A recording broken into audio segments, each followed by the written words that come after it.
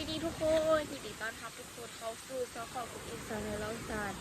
วันนี้จิกมาพร้อมกับบรรยากาศยามแรงประมาณเวลาประมาณ6 โมงป่ายแล้วเนาะทุกคนเนาะแล้วมื้อนี้ก็สิพาทุกคนมาเข้าครัวไปกินคือเก้าเนาะเพราะว่า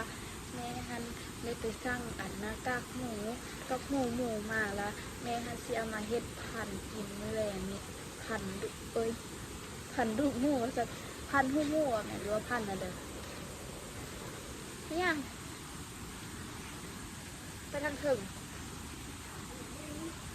วันนี้จะพาทุกคนมาพันหูมูเนาะแล้วก็คือตอนนี้แม่ไปเก็บอันใบขี้หูดมาแล้วกันที่มาเริ่มลงมือกันทุกคนไปทุกคนอันนี้แม่จะมาซอยเครื่องต่ำปรุงวะหรือว่าเสื้อเลยไม่ได้ต่ำอันนี้แม่กำลังซีเซอร์อันหัวคิงคือหัวคิงไข่แม่ห้องอันเดินนี่นะไข่บ้านแม่กับห้องมึงคือหัวคิงคือหัวคิงไข่กับแมนว่ะหัวซีไข่หัวซีไข่หัวคิงคือ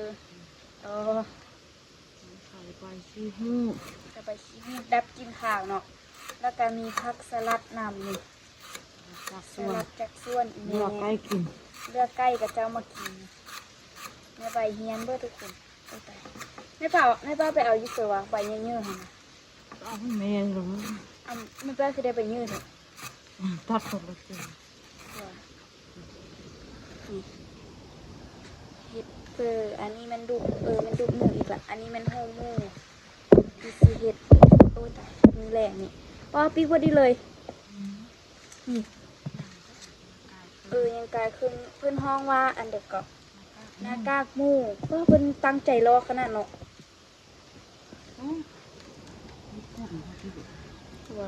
อันนี้เพื่อนเฮ็ดเป็นเพื่อนหมี่อันนั้นวะหรือว่าเพื่อนคาบ่โอ้คาซักเขาเองแล้วแม่อันนี้เอามาบ่แม่ป้าเอาจากโลหรือป้าแม่ป้าเอา5 โลแม่เอาจากโล2 โลแม่ป้าเอาซ่องน้าวะส้มนาคือส่วนแฮมก็เอาหน้า1 โลเท่าเดิมนี่โล55ค่ะโล55ไปว่าทื่อเนาะบ้านเฮามันสิโล7-80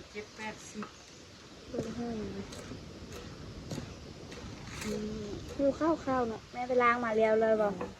ให้ความสะอาดเรียบร้อยแล้วทุกคนไปวันนี้ทำมาทาเบื้องเอือบเครื่องกันนี่ทุกคนอันนี้แม่กำลังตำหัวกะทิหัวไข่หัวชิ้นไข่กับใบชิ้นหูนี่หัวบัวอันบุมีไอ้บดีเขาไปซื้อประเภทแท้กระเทียมแกะเลยวะกินหัวตาม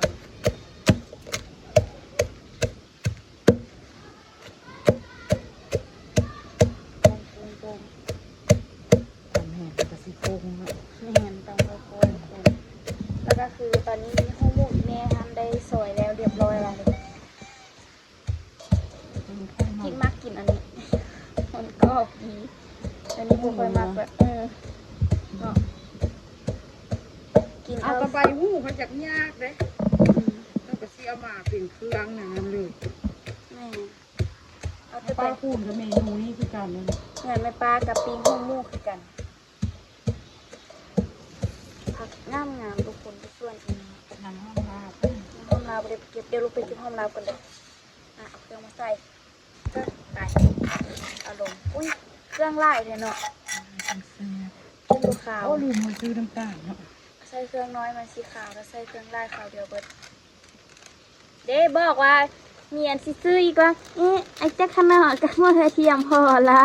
อย่างน้ำพันเนี่ยอย่างไล่ย่างเติบเนาะถ้ามีน้ำตาลกับน้ำตาลตัดเนี่ยโดยว้าวหน้าตาสีสันหน้าได้อยู่เด้อันลูกมีเลือดเนาะเพราะว่าข้าเจ้าเอาเสื้ออันตู้เย็นมามันบ่แม่จริงเป็นก็ค่าหน้าคนหุ่นจักมันเป็นราคายู่พื้นเลยได้55นะแม่เราเพิ่นเอามาขายโต้ได้แม่เราเพิ่นขายซึ่งให้เลยบ่เพิ่นเอามาเฮือเฮาเนี่ยพอลูกในปลานั้นเพิ่นเอามาให้เฮากินเพิ่นเคยเอามาเหือนนี่มาสู้กินนะ ว่าเดี๋ยวว่าแซ่บแหงแซ่บแหง แล้วเพิ่นไปบ้านนึงบอกเพิ่นไปบ้าน ไปบ้านแล้วน้องสาวเพิ่นเป็นครูค่ายอันนี้เพิ่นก็เลยซื้อมาให้เฮา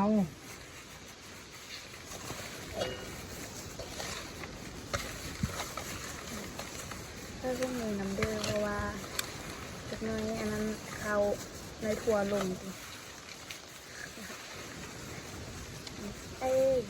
หอมเลยทุกคนมันหอมต้มซื้อไข่กับอันใบชีหูดเนาะเราไปเอาท่านแล้ววะ ซื้อจนบนนั้นหรอ เอาท่านมาซื้อเลยท่านเบอร์เซต อุ้ยเกือบเกือบไล่แล้วขนาด แกไปนี่เอาขึ้นบะขาวเขาเดี๋ยวเบิดนี่นะไปเอาไปทาไปซื้อ นี่คือข้าวปุ้น แม่เล่นไปซื้อข้าวปุ้นนี่โบฝากไอ้กุ้งก็ไปซื้อที่กันข้าวปุ้นซื้อแต่ข้าวปุ้นแล้วก็มาแทนนี่แหละ เอาเครื่อง เออเรียบร้อยทุกคนนี่ทุกคนอันนี้เป็นสวนน้อยๆอยู่ข้างเหือนส่วนแม่ปีนี้เอ็ดน้อยเด้เห็นบ่มีผักพางามเลยเด้ได้ผักสลัดแม่เอาเมื่อกี้นี่อยู่นี่เด้ไม่มีสตรอเบอรี่เห็นไหมคะสตรอเบอรี่ห้ามรับแต่ขโมยเอาข้าวเส้าเหี่ยมเนาะคือสิยาวเนาะแต่ขโมยเอาเส้าเหี่ยมบ่แม่ผักหอมลาบหรือว่าผักกันกั้มตัวสะระแหน่แมวขี้งัวมาเซอร์ว่ะแม่มาเอาขี้ท่านได้หกเป่านะก็ตักไว้เธอเจ้าว่ะแม่เป็นเจ้าละไว้ละว่ะเป่าเท่าเด็กก็เป่า15,000ได้หกเรา10,000พอไปส่งบอกทางพุ่นแล้วพอเอามาโซนคลอมีแม่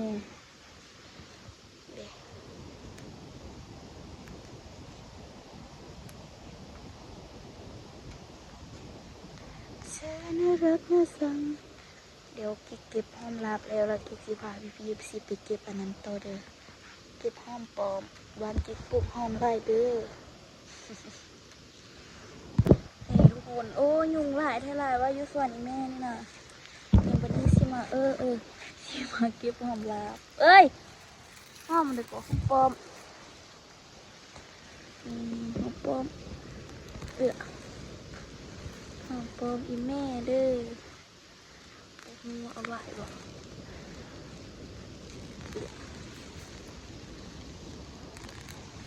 พอละนี่หอมเศร้างั้นไงได้ละพอละไป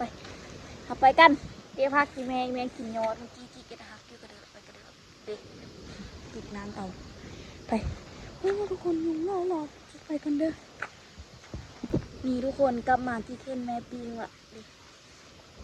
แม่กำลังปิงซีโม่แม่สิพักเลยน้อยนึงก่อนแม่สิปิงไว้เพราะว่าจะแม่สิไปยอดไปกี่จังบ่วันนี้โบไปว่ะสภาพโต ถ้าพ่อไหวกับไหว กระบอยไป ตามส มี ภาพ ไหวได้ตลอดแต่เทศเบียกหมดมือเลยยัดเป้าอย่างไว้ในปากเลย แล้วพ่อกับไปเปหลักขึ้นผูพ่อพายปืนบ่ พอเป็นยามขายปืนอาราคาพนักงาน พ่อไปพายปืนซื่อ งานมันยันได้เต้สำคัญนะพี่จ๊ะ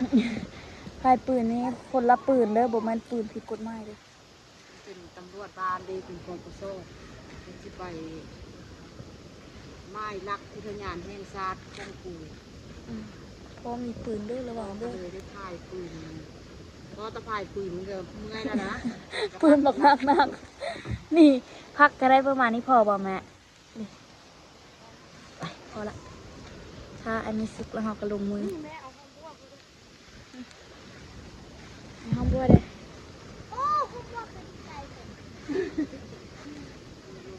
จุ้งเฮ้ยกิ๊กแล้วปะ ไปจุ้งกินแล้วมันว่า เป็นเอ็ดน้ำแก้วในเด็กทุกคนหาแม่สำเร็จหูไปแล้วเหรอคนง่ายๆเนาะสบายไปตาทุกคนหอมขนาดเลยบุ้งแม่นี่ อันนี้แม่นปิ้งหัวหมูโอ้เสียงของกระบอกคือคนคือบ้านคือยังวะอันนี้แม่นปิ้งหัวหมูมัดลองพริกบนรัวมัน40สำเร็จ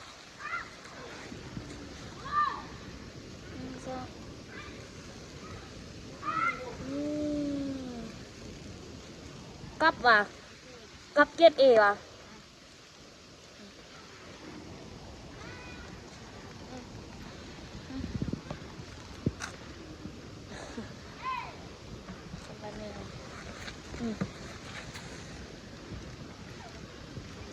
ไปนี่เผาหมูเรียบร้อยจะขวัญจะปิ้งขวัญหมูปิ้งยาก ควันกุ๊บคีบเลยเปิดกระบะห้องไอ้ตัวลงรถมาปุ๊บปุ๊บคือห้อมแท้ไอ้ตัวไปกินเฮินนา ตัวก็มาเบิ้งเมื่อกี้นี่ ตัวก็มาเบิ้งว่ะ ไม่น่าจะเฮ็ดคือกันนี่ อ๋อเขาจนเต็มถาดเลยเอาไปซอยแล้วเขากันเริ่มจัดการกินกันทุกคนไปนี่ทุกคนอันนี้หูหมูแล้วก็จัดผักข้าวแล้วนี่กินข้าวแรงน้ำกันก็บ่อยก็บ่อ๋อทุกเคี้ยวบุมีก็ยังกินได้ทุกคนเลยโอ้หอมทำไมลูกคือลงมือนี่แม่ถ่ายรูปไว้ทุกคนมาเอามากินจิ้มหูหมูกันเลยแล้วไอ้กินบ่แบบดีโบมักซะแม่ไอ้ก็มักอยู่อ่ะเที่ยวบุมีจะกินได้เด้อในเมืองเด้ออันก็กินมักมันกรอบๆหน่อยถ้ากินผ่านตลอดเนาะก็กินเด็ดกัน ช่วงนี้กินพันเพราะเรามีพักเด้เราบริซื้อพักเด้เราก็กินตลอดแล้วแหละพัน เอ็ดคือบอลุงพอยมาเก็บในทุกมือก็ได้อย่างสิ ส่งไปให้ทั้งเจ้าแล้วมั้งมือนึงเปลี่ยนแพนละ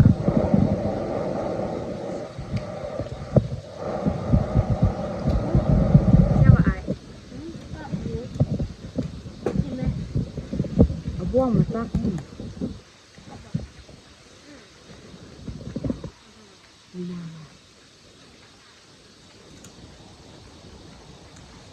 จ้าข้าวสลัดเอาต้มเลย คุ้มแล้ววะนั่งกินแล้วนะ มีหน้ากับเมนูนี้คือกันเนาะ เจ้ามีหนาว่าคนป้าก็ส่งไป ไล่คนเกินไปก็เลยแยกวงย่ามันบุมโตะได้ห้อยอยู่หันได้อยู่ตรงยางได้หรอ อย่างนี่ตรงมันค่อยแข็งตัวย่างห้อยกับชิดขันนี่แหละแล้วก็ไปต้มเลยมั้ง เอาให้มันพอ มาทุกคนมาทำมาตั้งกล้องกินกันอยากอีตนอีแม่มาให้กูกินจับโอ้ยให้แม่กินโอ้ยไม่ใช่ให้ลูกมาเดี๋ยวเด็กเกาะ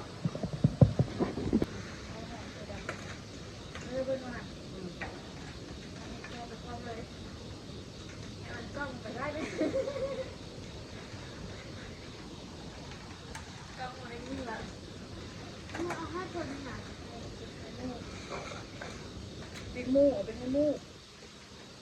เรียกว่าให้หมูมากินหมูหมูมันมายากมาหาหมูก็เลยเอาป้าเพิ่มหมูเสี่ยวแม่เรียนพักกาดกันเลยเรียกใกล้กินซอยบะลงงงแง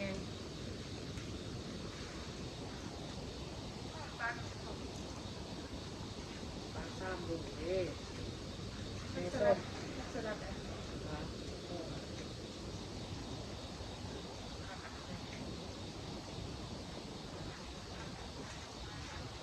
อันนี้กระบอกกัดเลื่อนนี่นะไอ้ต้นกับมาปลาจันกับมานี่กับมาย่างแบบพวกนี้เลยโอโต้กับมาแล้วจะซื้อมันมาเกิดเลย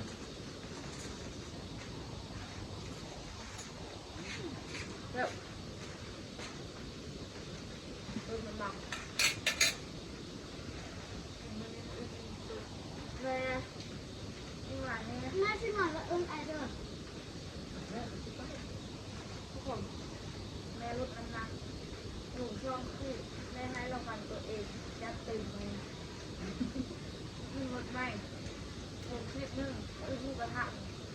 เนาะ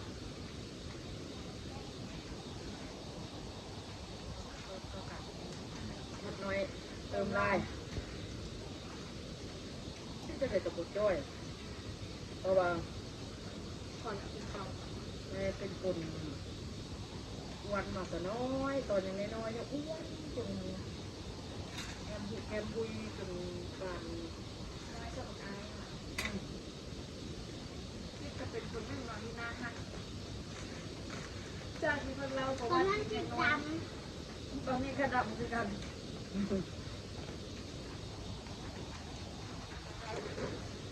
ปักปุ๊บ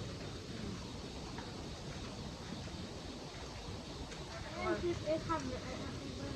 ได้ยังน้อยเป็นตัวเราปักปุ๊บ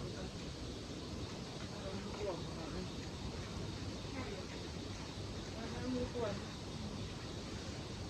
ก็เลยเป็นตอนได้ลูกได้เต้าที่แม่เป็นคนว่าพ่อก็เป็นคนมาเต้าเราดีพ่อก็ไปนะคนเป็นคนมาเต้าแรกๆมานี่ก็เป็นคนก็ไม่ใช่เราไปเราเดียวฝั่งนู้นหักแบบแต่โดนแห้งแค้นเข้าหายใจเราใส่เนื้อได้ก็บอกเอาที่เรามีเลยบ้านแรกเนี่ยเขาก็ยังว่าเอาบ้านแรกเขาเนี่ยถึงแม่เนี่ยหรือประมาณนั้นว่าได้กินเทียมมาถูกกินได้กินว่าคดไปคนใหม่กินเทียมตายเนี่ยกินตะวันต้องทำแบบตกหูปุ่มตัวบ้านแรกอ่ะที่เป็นกินเกลือเนี่ย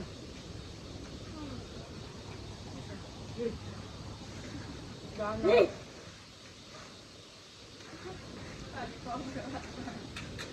ก็มีข้าวกันนะ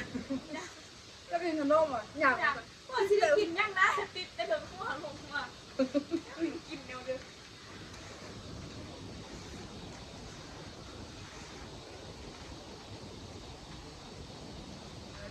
ก็สนใจดีเลย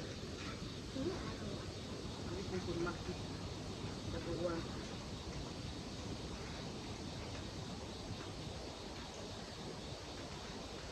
ปลาเครื่องไปให้ยางซีนหนวดเชื่อมคนทางบ้านเป็นประมาณนี้ดูสร้างคนเลย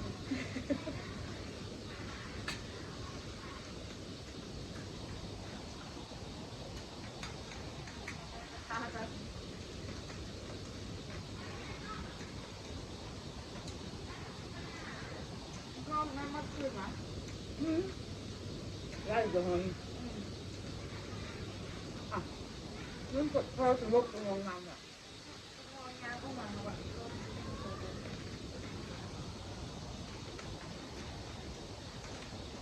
เอาพอไปเลยไปทางดงตั้งโตพร้อมเดียวตั้งโตพร้อมเดียวแล้วผมใจเกิดใจเกิดมันนั่งขาแต่นั่งโตแล้วเที่ยงเกิดกลับไปเที่ยงเซลกลับไปเที่ยงตรงยักอารมณ์เที่ยวไปยักไปโด่งโมเมนต์ขั้วน้ำเนี่ยได้เนี่ยครับขั้วพวกเราสัมผัสตัวแม่อีก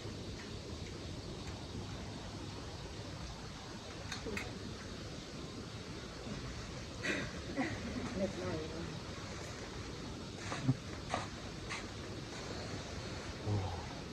เขาก็ของเราเกี่ยวที่บอกกลับนึงแก่เสร็จแม่ค้างเครื่องให้เป็นที่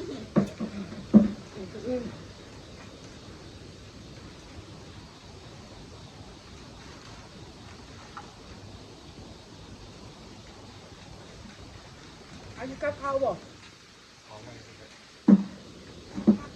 สบายดีเขาหมัก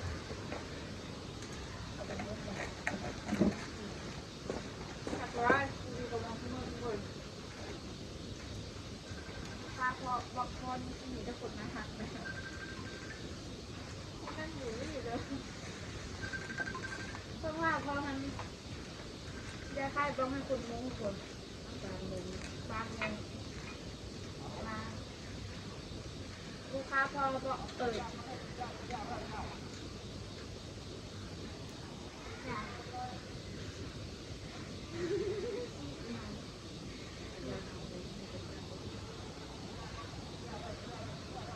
ได้เบาดัง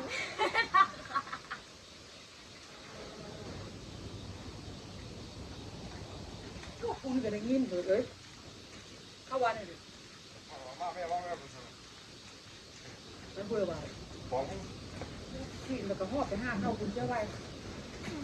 หอบไปแล้วไหม มันรู้อย่าเขาก็ต้อง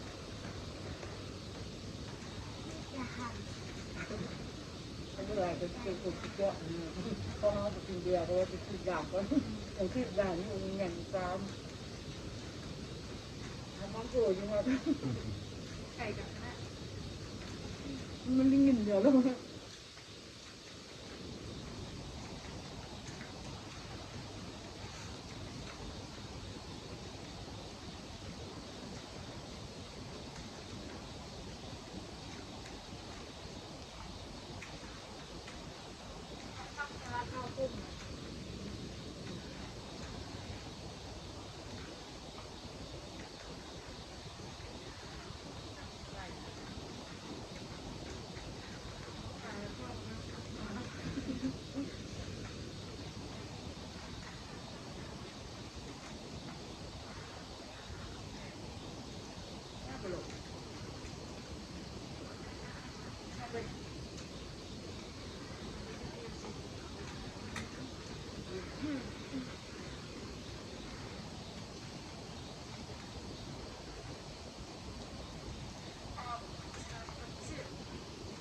งานต้นท่าไปกินได้กินกับข้าวทำบริสุทธิ์